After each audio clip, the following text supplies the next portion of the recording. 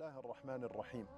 My brothers and sisters in Islam, what I wanted to share with you today is an incredible dua for guidance that the Nabi sallallahu alayhi wasallam would make when he would begin his night prayer, as Aisha radiyallahu anha narrated. And you all know that the purpose of life is to worship Allah, and we cannot worship Allah without Allah's help. And one of the means in how we seek Allah's help to grant us ability to worship Him is to make dua and to ask Him. And so this dua, Aisha radiyallahu anha, she says that the Nabi sallallahu alayhi wasallam would begin his prayer, meaning Allahu Akbar. Now the dua is made, and then you recite Surah Al-Fatiha and a surah afterwards, and you complete the prayer as normal. He would say, Allahumma Rabba Jabra'ila wa Mika'ila wa Israfila فاطر السماوات والأرض عالم الغيب والشهادة أنت تحكم بين عبادك فيما كانوا فيه يختلفون اهدني لما اختلف فيه من الحق بإذنك إنك تهدي من تشاء إلى صراط مستقيم. A very powerful dua. Let me explain it to you in a couple of minutes. At the very beginning, you notice that we are mentioning the names of angels, and these are the leaders of the angels. We say, Oh Allah, Allahumma, Oh Allah, the Lord of Jibreel, Mikael and Israfil. The idea is that these are angels that Allah Azza wa Jal has guided. He has granted them guidance. They are guided in everything they do and everything they say. So it's as though you're asking Allah to grant you guidance in the same manner He has granted these angels guidance. We begin with the first angel, and that is Jibreel alayhi salam. He is the leader of all the angels. And Allah Azza wa Jal gave him a huge responsibility and a task in life. And that is that he is responsible for coming down with the wahi. And wahi gives life to the heart and to the soul of mankind. He would come down with the wahi on all the prophets that Allah subhanahu wa ta'ala sent upon them revelation. So he comes with that which grants life to the heart and to the soul. That is Jibreel alayhi salam, the biggest of all angels. The next one in this dua is wa Mikael.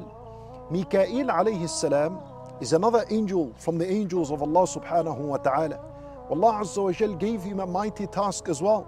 He is responsible for rainwater, for rain and where it comes and where it goes. He is responsible for this. Subhanallah. Mikael alayhi salam comes down with that which gives life to the body.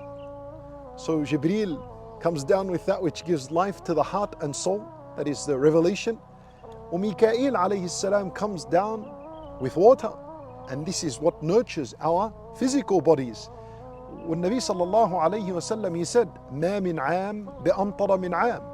This is something incredible about rain, and that is that the amount of rain that comes down every year is exactly the same amount that comes down every single year since Allah Azza wa Jal created the heavens and the earth.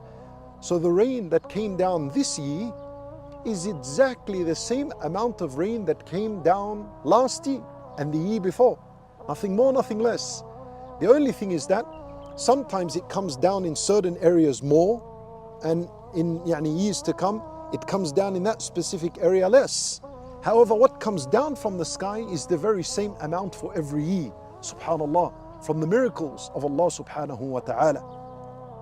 And then we say, wa Israfil. We mention the angel Israfil. Israfil alayhi salam is an angel from the angels of Allah Azza wa Jal, and it is mentioned that he is from Hamalatul Arsh. He is one of the 8 that carry the throne of Allah subhanahu wa ta'ala. And also, he is responsible for blowing in the trumpet on the last day, and for resurrection. He blows in the trumpet. So this is how we begin the dua. We begin with mentioning that, Oh Allah, you're the Lord of these 3 angels, Jibreel, Mikael and Israfil, and they are guided by Allah Azza wa Jal's permission. Then we say, فاطر السماوات والأرض. Oh Allah, you are the originator and the creator of the heavens and the earth. Allahu Akbar. Now you're acknowledging the authority of Allah subhanahu wa ta'ala over all things. عالم الغيب والشهادة. Then we say, you are the knower of al-ghayb, of the unseen and the seen. Subhanallah. This is a dua for guidance. And you are saying, Oh Allah, you are the knower of the seen and the unseen. See how perfect this is? Because you're asking for guidance that you have no clue about. And you are resorting to the one who knows the seen and the unseen. Subhanallah. عالم الغيب والشهادة. Then you say, أنت تحكم بين عبادك فيما كانوا فيه يختلفون. You, O Allah, you're the one who judges between the slaves concerning whatever they differed about. اهدني. This is the dua. اهدني لما اختلف فيه من الحق بإذنك. Guide me to the truth concerning that which people have differed about. How much difference of opinion is there today? Today, how many opinions are released in the world today? Every single person wants to give an opinion. Even children want to give their opinion on huge matters in life and huge matters concerning al-Islam and religion and faith. وَلَا حَوْلَ وَلَا قُوَّةَ إِلَّا بِاللَّهِ. The qualified and the non-qualified, everyone wants to give an opinion. And as a result, people become confused. They become confused so much that many are leaving Islam and they are leaving faith altogether, leaving all religions because of this great difference of opinion among the people. But the believer, the steadfast believer, is not confused about this. He's not worried because he knows he can resort to Allah Azza wa Jal for his guidance. These are the efforts that you're supposed to put making these dua. So you say, اهدني لما اختلف فيه من الحق بإذنك. Guide me to the truth concerning that which people have differed about. إنك تهدي من تشاء إلى صراط مستقيم. For verily, you are the only one who can guide whoever you want to the straight path. Allahu Akbar. And there is no doubt in this. You say it with solid conviction and firm conviction that it is only Allah Azza wa Jal who is able to guide you and I.